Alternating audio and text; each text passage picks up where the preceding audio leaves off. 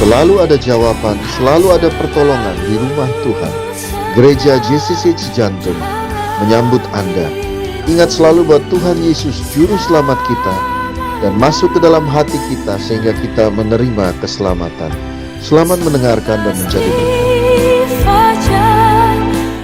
Hari ini saya mau kasih tahu pada kalian bahwa ikut Tuhan, Anda akan mengalami kegoncangan kapal kenyamananmu. So kekristenan yang terlalu nyaman akan digoncangkan Tuhan.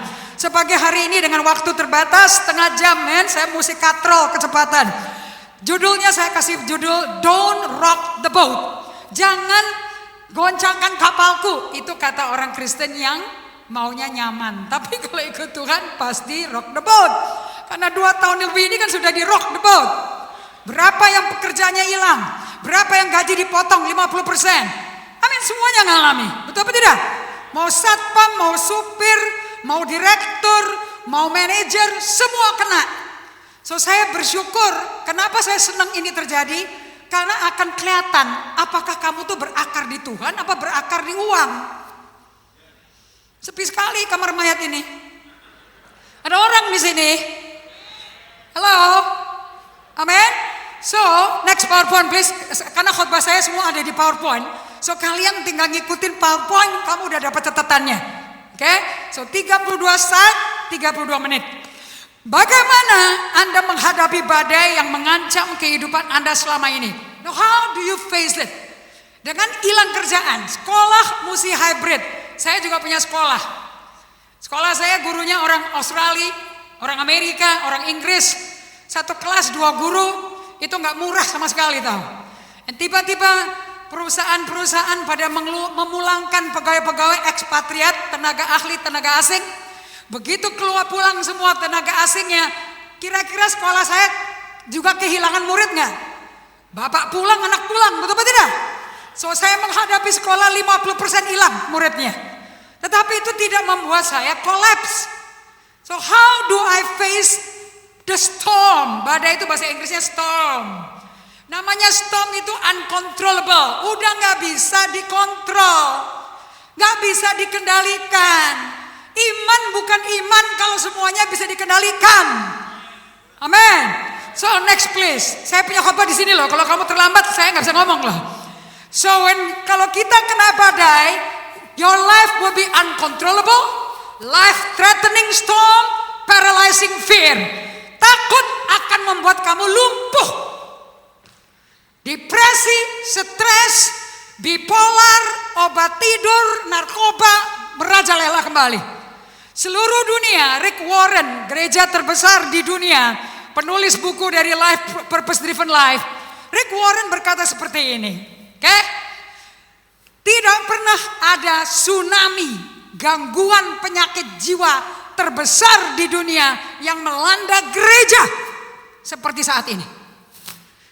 90% gereja di dunia mengalami mental problem. Dari situ kita bisa tahu gereja ini memuridkan apa tidak? Mengikuti pendeta atau mengikuti Yesus? Are you Jesus follower or are you preacher follower? Of course. Makanya kalau kamu bertahan sampai hari ini setelah 2 tahun 2 bulan COVID, you are proving to yourself, kalian membuktikan dirimu, I am a Jesus follower. I don't follow people, I follow Jesus. Ada amin. Karena bukankah ini yang telah dilakukan oleh kondisi pandemi global coronavirus?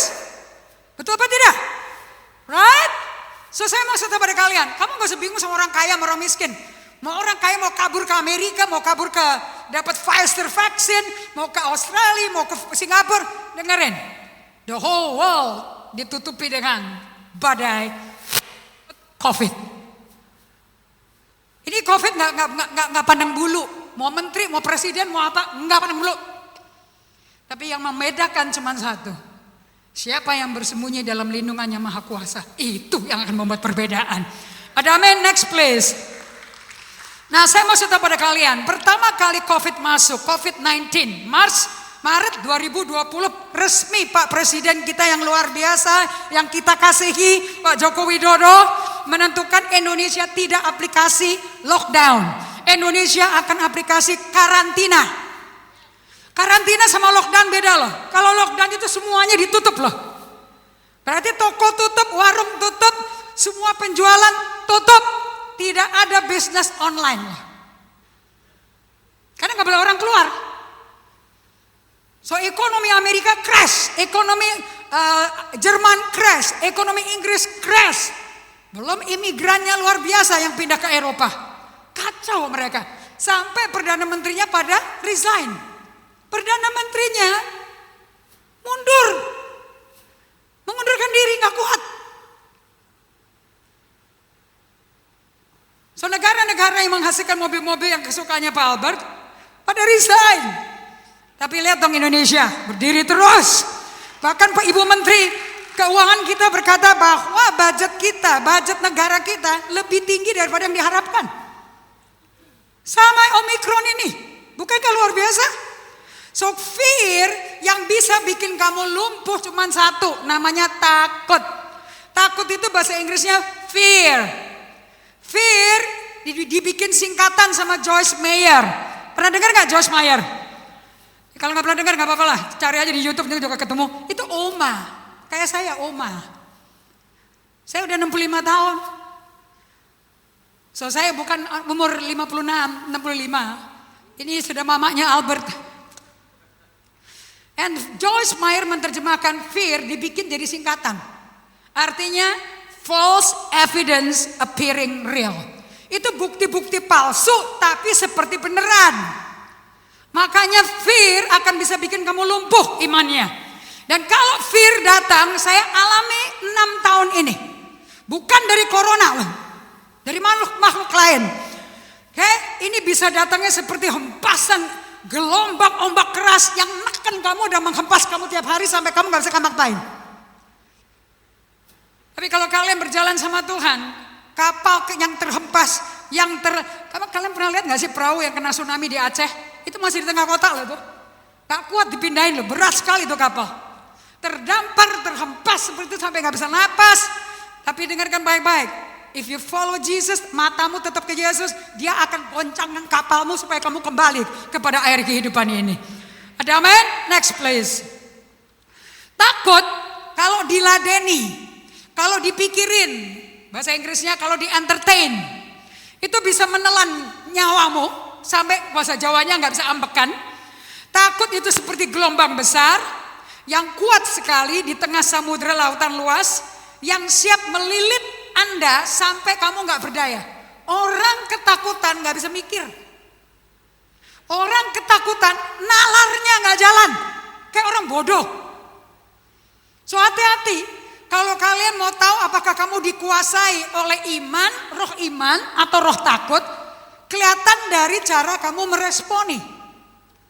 Kalau seperti orang bodoh, seperti orang bahasa Jawanya ketenggangan, seperti orang gak bisa ngapa-ngapain, gak bisa mikir gitu loh, dan gak berdaya. Berarti kamu itu kuasa roh ketakutan sudah lebih berat daripada imanmu dalam Tuhan.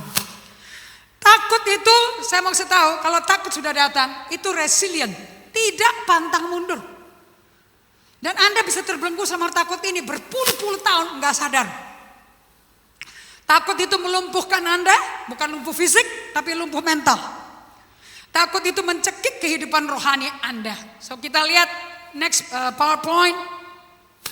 Apakah Anda tahu di tengah badai, gelombang yang menerpa kalian, karena takut itu kalau datang seperti gelombang yang besar dan terus non-stop datang, tidak pernah stop. Apakah Anda tahu di tengah-tengah badai itu, gelombang itu, ada satu tempat yang paling aman. Sunyi, teduh, tenang di tengah lautan mengamuk, di tengah lautan samudera luas dengan ombak yang besar dari badai mengamuk.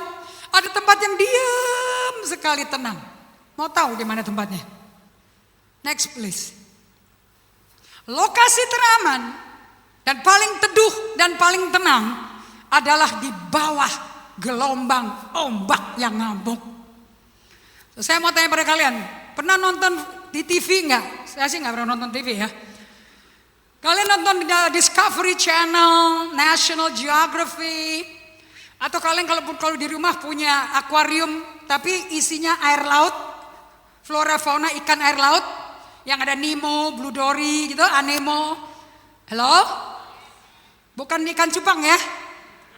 Kalau cupang itu sekretaris saya, mati melulu, berantem melulu, mati sendiri. Itu ikan susah hidup gitu. Kalau Anda hidup dalam ketakutan, persis hidup di tengah ikan cupang. Nah kalau akuariumnya isinya ikan laut, kalian tuh bisa kalau lagi stres, lagi kepikiran, gak tahu mesti ngapain, duduk aja di depan akuarium itu. Biasanya akuarium ikan laut itu besarnya sebesar ini, keyboard ini, lemari. Dan kamu duduknya di depannya. Itu tanamannya warna-warni, ada ikan Nemo, ada ikan barongsainya, cantik-cantik sekali. Oranye, biru, kuning, hijau, beda sama si cupang. Tempat penjualan juga beda. Nah, saya maksud, dan airnya mesti air laut. Jadi air laut dipindahin ke rumah saya. Kenapa kok bisa indah seperti itu? Itu dari dasar lautan loh.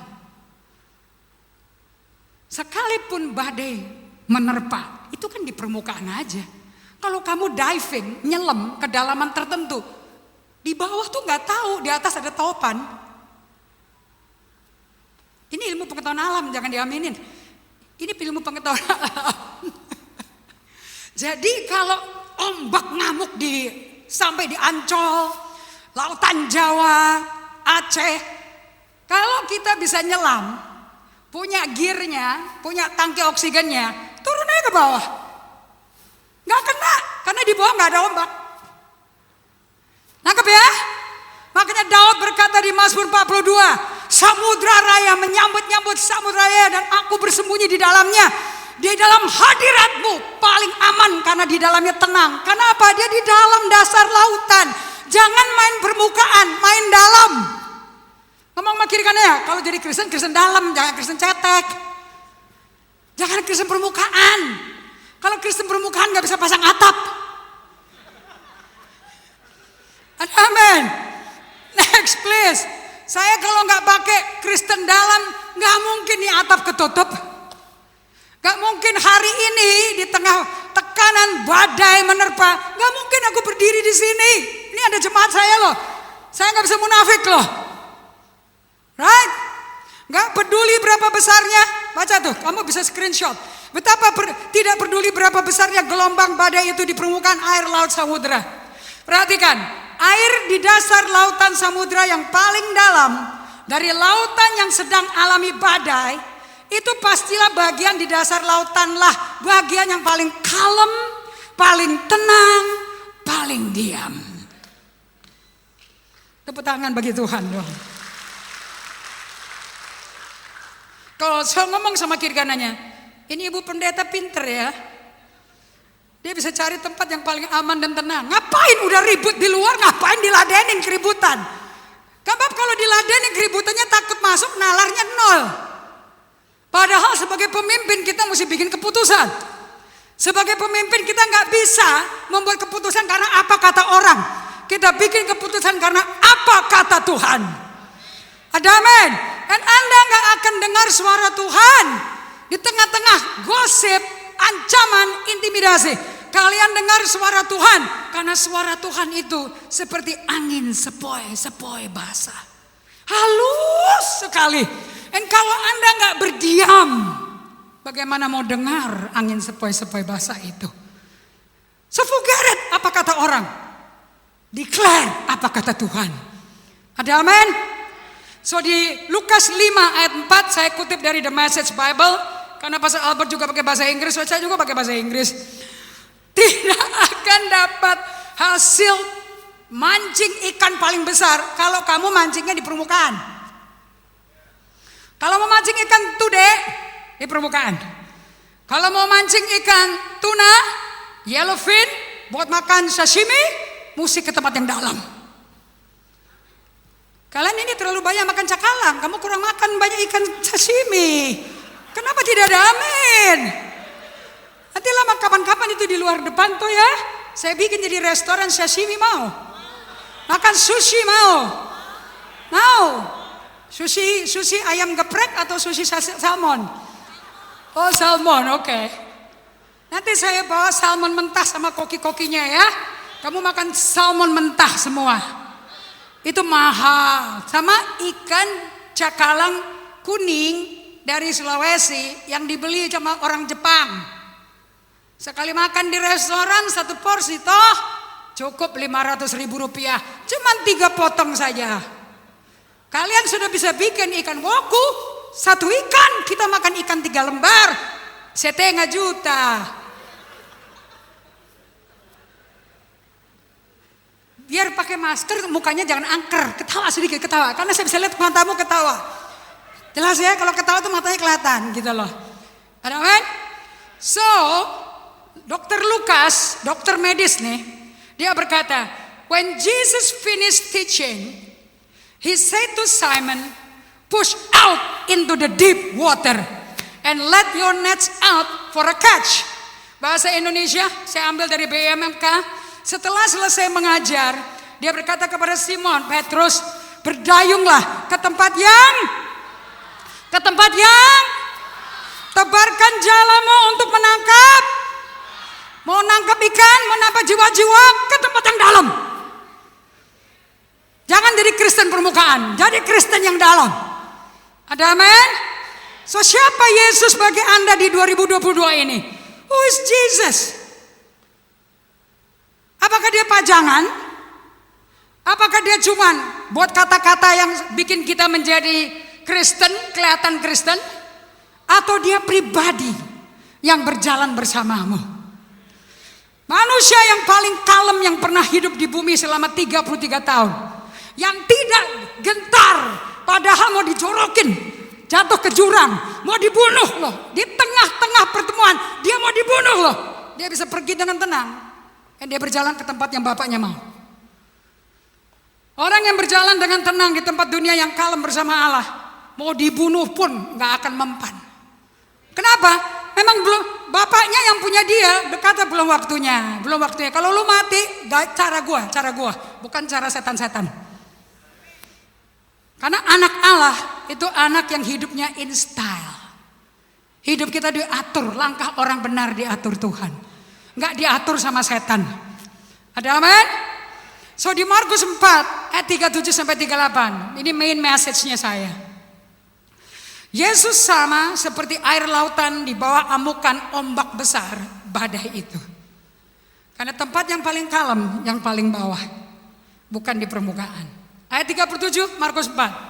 Tak lama kemudian datanglah angin keras. Stop.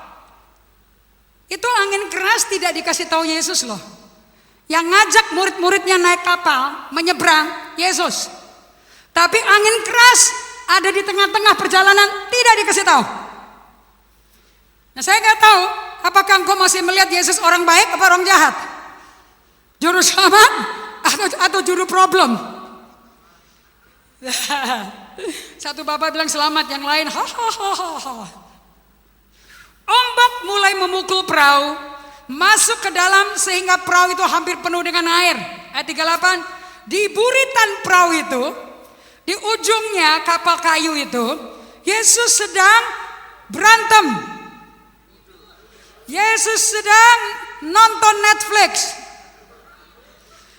Katakan sama kiri kanannya, bobo, bobo. Bobo. Bedanya bobo sama tidur itu apa? Hah? Kalau bobo itu tidurnya dalam. Kalian baru bisa tidur dalam kalau kamu tidur jam 10. Kalau kamu tidurnya jam 1 udah hilang momennya. Itu yang bikin orang banyak penyakit organ dalam komorbid. Karena salah tidur, salah makan. Polanya ngawur. Karena jam 10 malam itu kita punya liver, hepar, itu cuci mesin. Kalau lagi cuci mesin dimasukin terus silin, masukin silin. Nggak tahu ya silin ya? Saya juga nggak tahu. Itu ayam goreng Korea, anak-anak milenial. Itu generasi micin, kalau kita generasi asam garam.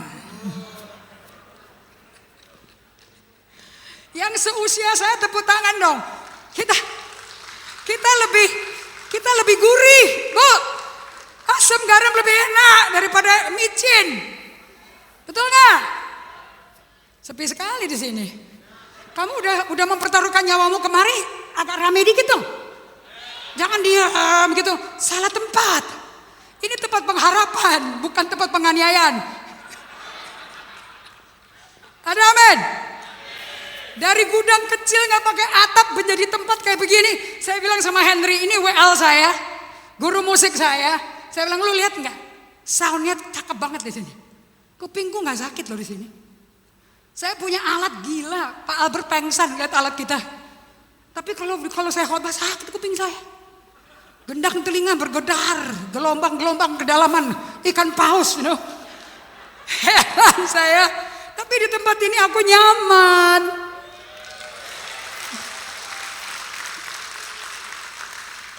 Kemuliaan bagi Tuhan ya. Soalnya pendetamu, gembalamu ini, dia kepala produksi studio the best yang Indonesia. Lihat singernya semua tadi itu, hasil didik dia tuh. Betul kan? Kenapa muka-muka kayak orang asing? Kalau saya udah lompat dari kursi, amin gitu dong. Kalau enggak ini gedung ibadah enggak ada biaya operasional. Berkati dia diberkati Tuhan dengan ide yang sangat luar biasa. Bikin anak Tuhan sederhana bisa menjadi bintang daripada puji-pujian penyembahan di Indonesia. Bukankah luar biasa? Indonesia 37 provinsi loh. Nusantara loh. Halo, bukan sejantung terus.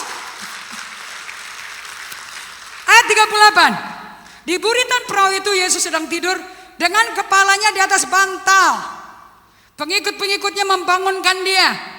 Mereka berkata, ini BMK ya, Bapak Guru, apakah Bapak tidak peduli kita celaka? Tapi ngomongnya gak kayak gitu. Bapak Guru, gak peduli ya kita mau celaka. Orang lagi bobo. Dia bobo di tengah taufan. Ibu Indri lagi ngalami taufan apa? Nggak segila itu sih. Tapi aku bisa bobo nggak? Bobo. Tapi saya bobonya bukan dibobo-boboin karena capek ngantuk. Karena latihan. On purpose. Kalau saya nggak latihan nggak mungkin bisa. Badan bisa tidur, belum tentu dalamnya, jiwanya, pikirannya tidur loh. Semua dokter ahli mental, ahli jiwa pasti bisa ngomong ini. Pemazmur seperti apa reaksinya di tengah badai kemelut perang? Mazmur 46 bukan Mazmur Daud ya. Yang Pemazmur pasal 46 berkata, di tengah kemelut diamlah dan ketahuilah akulah Allah. Seperti Allah berkata kepada Musa, siapa engkau? I am the great I am. Kalau engkau mau tahu siapa aku, I am. Artinya apa? Semua apa yang kau butuhkan dalam hidup ini, apa yang kau hadapi, I am the answer. Aku jawabannya. Kamu gak butuh yang lain, cukup I am. Itu present tense ya, bentuk kata grammar saat ini. Padahal terjadinya berapa ribu tahun yang lalu. And dia tetap I am sampai hari ini. Diam. So exercise pagi hari ini di tengah badai, kurang uang, gak ada kerjaan, PHK, bentrok di keluarga, anak stres, tambah nakal, tambah jahat. Di tengah itu semua jangan cari Pak Albert. Diam dan ketahui Tuhan. Diam. Artinya apa? Tuhan mau bawa imanmu ke dalam iman yang dalam. Bukan iman cetek. Bukan iman lahir baru. Bukan iman pertobatan. Iman yang dalam. Yesuslah yang terkalem, yang dapat singkirkan segala cengkaman, segala cengkraman, ketakutan dan takut dalam hidupmu. I am, namanya Yesus, akan singkirkan semua ketakutan dan takut itu. Dan kamu bisa melek mata hatinya dan bisa lihat bagaimana strategi kejahatan yang orang bikin pada kamu. Faktanya adalah apakah ke-12 murid magangnya Yesus menyadari siapa Yesus di dalam kapal terombang-ambing bersama mereka? Apakah murid yang lagi magang? Katakan 12 murid lagi magang. Nah itu internship, apprentice. Oke?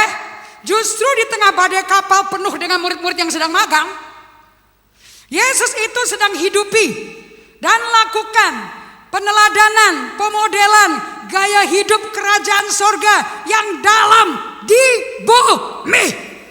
Jadi kalau kalian mau ikut doanya Yesus, Bapa kami di surga, dimuliakanlah namamu. Datanglah kerajaanmu, jadilah kehendakmu. Itu bukan doa, itu cara berdoa. Nanti kalau kamu berdoa, kamu akan masuk ke dalam sistem dunia yang kacau beliau dengan KKN, korupsi, segala macam, kebencian, kenajisan. Kalau kamu betul-betul berdoa, Allah Bapa berkata, aku mau bawa sistem surga ke dalam hidupmu di bumi, sehingga bumi bisa melihat surga kayak apa. Ada amin. Dan caranya bagaimana? Lihat Yesus di tengah taufan. Dan Yesus tidur dalam kapal yang fisiknya sedang tergoncang-gancing, terlempar di tengah badai mengamuk di danau besar Galilea. Dan murid yang lagi magang teriak-teriak, sementara seluruh kemanusiaan mereka fokus ke siapa? Badai, bukan ke Yesus yang lagi bobo. Mestinya berkata, kok dia bobo? Gue juga mau bobo. Kira-kira kalau mereka berdua-belas berkata, bobo, ikutin aja. Dia ngajak, kita ikutin aja. Tapi kan enggak kan? Siapa lo Yesus? Gue belum kenal lo, belagu lo. Lu memperdayakan gue. Lu ngajak nyebrang, lu cemplungin gue ke taufan, lu gak ngomong-ngomong. Orang Kristen lebih jago berdebat silat mulut daripada percaya. Dan sebelum Yesus tenangkan badai, dia masih sempatkan bertanya ke murid-murid yang lagi magang. Lalu dia berkata kepada mereka, mengapa kamu begitu takut? Mengapa kamu tidak percaya? Bukankah ini pertanyaan haleluya? Ini pertanyaan orang Kristen loh nih. Tapi kalau pendetanya sendiri yang kena, apa yang dia khotbahin, dia mesti hidupin loh. Kalian mau tahu apa semua yang saya khotbahkan? One day it will come to me. Karena saya semanusia kamu. Yang bikin pendeta itu bisa jadi pendeta cuma satu. Kita lulus ujian macam-macam tes kayak begini. Lah kamu belum. Itu aja bedanya. Jam terbang lebih tinggi. Pengalaman lebih banyak. Tapi kalau sampai pendetanya gak pernah lulus pengalaman pribadi, gak layak naik mimbar. Naik onta aja. Ada amin? Kalau takut dibiarin, seperti muridnya, guru, gak ada perasaan lu, kita mati tau. Orang dia ngorok. Mestinya otaknya jalan kan. Makanya saya bilang kalau lagi ketakutan, takut menguasai kamu, nalarnya gak jalan. Jadi kayak orang tolol.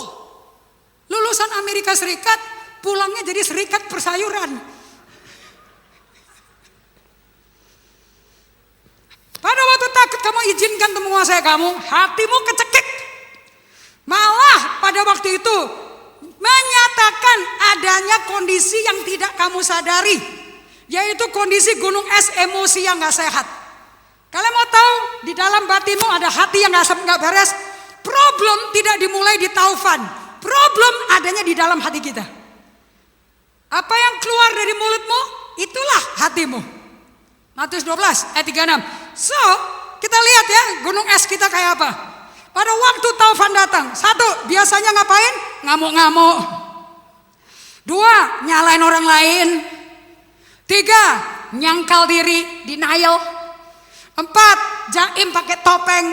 Bagaimana kabarnya Pastor Albert? Haleluya. Haleluya. Ternyata Pak teman ngomong haleluya, lagi kehujanan karena belum ada atap. Haleluya. Tuhan menyediakan. Udah kehujanan, sampai botak palanya karena ketetesan air terus. Halo. Kalau yang Tuhan mau kita ngapain? Kalau ditanya seperti itu. Tuhan mau kita jawab apa? Well, aku sih secara fisik baik-baik. Tapi secara hati dak-dikduk. Kenapa? Atapnya nggak ada, lantainya rusak. Jemaat nggak bisa ibadah karena nggak ada gedung yang ada atap. Jadi gimana Ibu Indri? Aku nggak tahu. Kalau kamu jawab begitu, itu Tuhan salut. Kenapa? Kamu manusiawi. Karena Allah nggak pernah bikin manusia sebagai Tuhan. Marilah kita jadikan manusia serupa gambar rupa kita. Dan pada waktu Yesus mengalami ketakutan di Getsemani, dia nggak malu tuh, nangis keras-keras di depan muridnya. Mau mati, aku nggak kuat, mau mati. Itu di depan muridnya loh. Coba kamu ketemu pendeta sekarang, lagi ngalami stres, berani nggak nangis kayak begitu? Di depan istri aja nggak berani. Itu namanya jaim. Topeng. Bukalah topengmu. Terus loh. Saya nggak ngerti lagu gini-ginian loh. Sampai berasosiasi sama orang yang kerjanya nonton kayak gini. Saya terlalu suci. Jawaban saya, sebab Yesus hidup, ada hari esok. Tapi Tuhan berkata, buka topeng Ana. Karena buka topeng. Kalau takut bilang takut. Kalau nggak kagak duit, bilang kagak ada duit. Kayak pendetamu. Hei ibu, saya kurang uang. Saya nggak ada atap. Hai ibu, KPR belum lunas. Banknya naikin terus ibu. Itu namanya manusiawi. Itu Kristen real. Tapi kalau ditanya gimana rumahnya? Haleluya. Jehovah Jireh, El Shaddai, El Shaddai. Istrinya bilang, lu siap-siap koper lo, banknya akan menyita lo. Allah Maha Kuasa. Itu bukan iman, itu penyangkalan diri. Sepi sekali di sini. Jaim pakai topeng, akibatnya apa? Sakit jiwa. Oke, dengan pewahyuan itu saya ngalami terobosan 2016. Keluar dari hidup pakai topeng.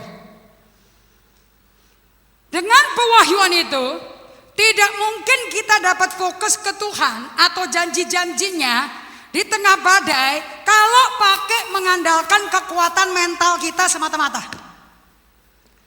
Nggak bisa. Stres kalau apa sih stres?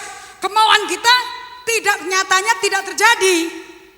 Allah sepertinya nggak kasih apa yang kita mau. Halo, nangkap nggak ini? Dengan pewahyuan bahwa kita nggak bisa jaim, nggak bisa sakit mental, kita bisa sakit jiwa, nggak ngaku sakit jiwa. Bahkan merasa everything is okay. Itu namanya burnout.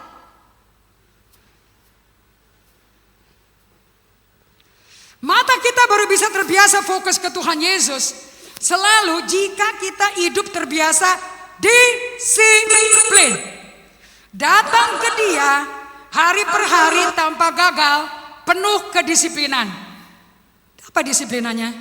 Tiada hari tanpa bersama Tuhan Yesus, tanpa ada badai. Saya mau tahu lagi sekali lagi, waktuku masih 2 menit ya, hargai ya. Tiada hari tanpa bersama Yesus, tanpa badai. Berarti kita akan badai proof nggak? Yes. Asal kita bersama. Mana penyanyinya seperti kemarin ya? Kamu jangan nyanyi lagumu, nyanyi lagu saya ya. Udah gila tuh pemain musiknya top ya. Kalau kali kau. So create sebagai penutup. Ini udah PowerPoint terakhir. Sebagai penutup. Untuk kalian bisa disiplin, katakan disiplin. Disiplin menciptakan kebiasaan baru. Saya berubah karena saya ciptakan kebiasaan baru. Kebiasaan bahasa Inggrisnya habit. So when you create your small atomic size Christ-like lifestyle habit development in 2022, ciptakan kebiasaan gaya hidup Yesus di 2022 ini, maka Yeremia 6 ayat 16 akan terjadi. Beginilah firman Tuhan. Ambillah tempatmu di jalan-jalan dan lihatlah. Tanyakan jalan-jalan yang dahulu kala. Di mana jalan yang baik. Tempuh itu. Dengan demikian jiwamu mendapat ketenangan. Mayoritas orang Israel berkata, enggak mau. Makanya tanyakan, tempuhlah jalan-jalan dahulu kala. Jalan yang baik, yang dijamin 100% memberi ketenangan. Yang mendalam, yang dimodelkan Tuhan Yesus. Sebab Tuhan Yesus berkata seperti ini. Bagi jemaat yang tidak mau berdiam. Kamu cukup bertobat. Bertobat tuh jangan dimarahin ya. Bertobat cuma pindah pikiran, ganti pikiran. Dengan bertobat dan tinggal diam, kamu diselamatkan. Dalam tinggal tenang dan percaya terletak kekuatanmu. Slide terakhir please. Bagaimana dengan keputusan kalian di JCC di 2022? Apakah kamu sama seperti orang Israel? Gue gak mau, aku mau bekerja sendiri. Tundukkan kepala. Bapak, aku minta di dalam nama Yesus. Kau Allah yang tidak beda-bedakan orang. Kau Allah yang gak pandang bulu. Bawa umatmu latihan otot emosi otot iman untuk bergaul dengan Yesus setiap hari, 24 jam per hari, 7 hari seminggu, 365 hari per tahun. Kalau kalian melatih untuk berada bersama Tuhan, badai bisa menerpa, tapi kau terbang tinggi bagi Raja Wali. Aku berkati JCC, Pak Albert dan keluarganya, seluruh pengerjanya di dalam nama Yesus. Dan berkati jemaatmu, kami berikan hormat, pujian, kemuliaan hanya bagimu. Semua yang sepakat katakan, amin.